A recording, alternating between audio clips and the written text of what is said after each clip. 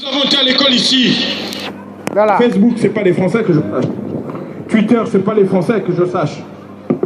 N'est-ce pas? Voilà. C'est vrai que nous sommes en France, pays des droits de l'homme. Voilà. Ah, il y a eu la pénicilline. Quelles sont les découvertes majeures aujourd'hui faites en France? Quelles sont-elles? Quelles sont les choses que les Gabonais ne peuvent pas faire, les Africains ne peuvent pas faire? Car pensent encore qu'il faut ménager l'ami français. Je leur dis, vous vous trompez. Pourquoi vous vous trompez? Quand tu as vécu avec des Français, pendant longtemps j'étais le seul noir de ma classe. J'ai grandi dans l'Est de la France. Pendant longtemps j'ai appris à être ce qu'on appelle une minorité, mais pas victime. C'est-à-dire qu'à un moment, tu sais que non, tu fermes les yeux, si on te dit que tu es noir, mais si tu te considères pas même comme noir, tu te considères comme un être humain, ça veut dire que tu as perdu la notion de l'infériorité que te donner. Si vous pensez qu'en ménageant vos amis français, quand je dis français, je pense aux politiciens, je pense à la France-Afrique. Je ne parle pas du peuple français, car malheureusement le peuple français est ignorant aujourd'hui. À force de tourner la tête, il est devenu ignorant.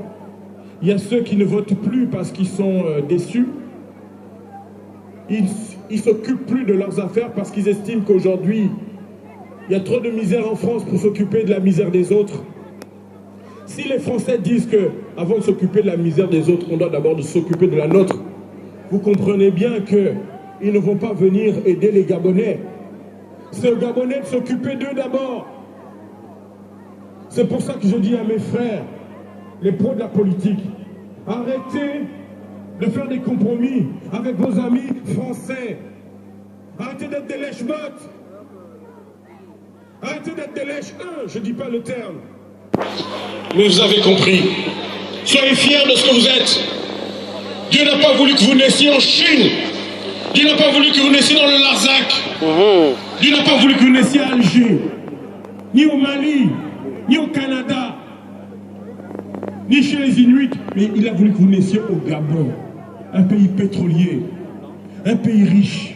Et c'est votre responsabilité que de développer ce pays. C'est votre responsabilité que de protéger ce pays. À force de faire des compromis, celui qui fait des compromis est faible, excusez-moi. Plus tu fais des compromis, tu es faible. Ce n'est pas de l'humilité, c'est de la faiblesse. Car celui avec qui tu fais des compromis, crois-moi, depuis les années 60, regardez, Lumumba, les Belges l'ont trempé dans l'acide, et son tortionnaire, son assassin, il a donné, il s'est repenti. Vous vous rendez compte? Sankara a été tué. Ça veut dire que tous ceux qui se sont levés contre les intérêts de la France-Afrique ont été dessoudés. Nous sommes au siècle, nous sommes en 2018. Nous sommes la génération de ceux qui ne combattent pas les Chines. Et je vais vous dire, n'ayez pas paix. Ne gardez pas en estime nos politiciens, excusez-moi, car ils ont failli. Depuis des décennies, ils ne font que faillir. Si nous sommes là, c'est à cause d'eux. Ne leur donnez pas le respect qu'ils ne méritent pas. Car regardez, encore aujourd'hui, ils veulent encore se retourner, la politique de la chaise vide. Ils veulent aller vers leur maître, aller manger dans la main, pour avoir des miettes à nouveau. Ils veulent faire ça, sauf que le peuple ne suit pas. Parce que nous sommes une génération 3.0. Nous ne tournons pas les chines. On ne tourne pas les talons, on ne coupe pas les chines. Nous savons que notre combat, c'est une question de vie ou de mort. Je vous dis, si on n'a pas le choix, on n'a pas le droit d'échouer. On n'a pas le droit d'échouer, on n'a qu'un seul pays. Vous avez vu, lors des attentats, à un moment donné, la France s'est mise à vouloir faire passer une loi sur la déchéance de nationalité. Alors qu'est-ce qu'un Français? Si tes enfants sont nés en France, est-ce qu'ils sont Français de souche? Non. Est-ce que tes enfants qui sont Français, qui sont nés en France, on peut leur déchoir la nationalité? Peut-être. Ça veut dire que toi, ton pays, Jamais on pourra te déchoir de cette nationalité-là, jamais. Mais tu es peut-être français, je suis français aussi. Mes enfants sont nés en France. Mais j'ai aucune certitude que demain, un tordu passe, fait passer une loi, et que demain, on ne puisse pas leur enlever cette nationalité-là. On n'a qu'un seul pays, un seul pays.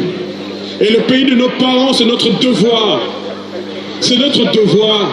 Aujourd'hui, les dictateurs se muent en syndicats.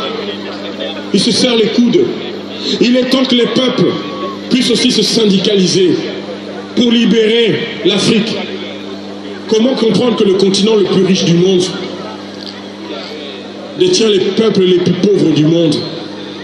Du nord de l'Afrique au sud de l'Afrique, nous avons les gens les plus pauvres du monde avec les ressources les plus importantes de cette terre. Sans l'Afrique, si l'Afrique faisait un embargo sur ses ressources, si demain toute l'Afrique décidait de ne plus vendre ses ressources, le monde s'ébranlerait, croyez-moi. Le monde serait mal. Sans les ressources du Congo, il n'y a pas d'iPhone, il n'y a pas de Samsung. Sans le pétrole de l'Afrique, même si les Américains aujourd'hui sont premiers producteurs, mais les autres, ça ne suffit pas. Sans le manganèse du Gabon, vous avez du mal à faire la ferraille. On est deuxième producteur au monde. On a le meilleur manganèse au monde. Sans notre manganèse, l'économie automobile est par terre. Pas car l'automobile n'est pas fait avec du carton. C'est pas fait avec du carton. Votre bagnole là, elle est faite avec un alliage de fer. Sans lui, sans l'Afrique, l'économie mondiale est par terre.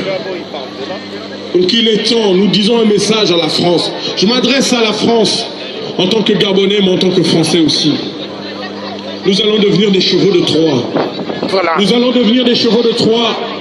Les Grecs, pour prendre la ville de Troie, ont envoyé un cheval. Nous allons devenir des chevaux de Troie. Voilà. Nous vivons dans ce pays. Nous connaissons votre culture. Nous avons grandi ici. Nous allons devenir des chevaux de Troie. Et oui, il est temps. Il est temps pour protéger. C'est-à-dire que, puisque l'État dans l'État, il y a l'État français, mais il y a l'État des barbouzes, qui maintient les dictateurs en place. Car comment comprendre que Omar Bongo ait pu tenir 42 ans? Comment comprendre qu'un Sarkozy, le président de la France, va adouber quelqu'un et en faire un président? Comment comprendre cela? Comment comprendre que Sassou Nguesso vient voir Hollande et Hollande dit sur son perron, il a le droit de modifier la Constitution? Comment comprendre cela? Et on nous dit, France, pays des droits de l'homme, France des lumières. Mais aujourd'hui, les lumières se sont éteintes, il ne reste plus que les ténèbres. Donc, voyez-vous, Martin Luther King disait, un temps vient où se taire est une trahison. C'est la responsabilité du peuple français et pas des politiques. Nous sommes tous responsables. Nous sommes tous. Lorsque tu as quelqu'un qui agresse une femme à côté de toi, que tu ne bouges pas, tu es responsable. Lorsque tu as une personne âgée qui tombe et toi tu continues ton chemin, tu es responsable. Car un jour viendra où ton tour, on s'en prendra à toi, mais personne ne sera là pour t'aider. Donc mes chers amis, vous savez, 75 semaines, nous avons passé 75 semaines en tant que résistants pacifiques. Mais l'heure a sonné où nous devons nous muer dans une autre forme de résistance. L'heure a sonné où nous devons nous organiser pour financer la résistance au Gabon. Il est temps de financer la résistance au Gabon. Car Ali Bongo ne partira pas avec les mots. Il ne partira jamais avec les mots. Oui. L'heure a sonné où nous devons financer cette résistance. En boycottant, car comment boycotter lorsque vous n'avez pas à manger? Vous pouvez boycotter si vous avez à manger. Et nous qui sommes ici en France, nous pouvons boycotter. Déjà, nous n'allons plus mettre de l'essence dans des stations Total. Boycotter les stations Total déjà. On peut le faire ici. Quand tu mets ton plein, tes 80 €, ne les donne pas à Total. Donne-les à qui d'autre, mais pas à Total. Sans soutien de dictateur. Ne prends plus d'Autolib. L'Autolib, c'est Bolloré. Autolib, c'est Bolloré. Ne prends plus d'Autolib. Boycottez les Autolib. Boycottez Canal+, ne prenez plus Canal+, parce que Bolloré est rentré dans le capital de Canal+. Et quand il rentre dans Canal+, il se comporte comme un dictateur. Il est temps de boycotter. L'argent, c'est le nerf de la guerre. Et même les produits de luxe. Boycotter. Vous avez vu H&M. Les Noirs, on ne nous respecte pas. Si une marque comme H&M se comporte de telle sorte, imaginez ce qu'ils font en Afrique parce qu'il n'y a pas les caméras. Voilà, je vais arrêter là. Et je vais appeler donc...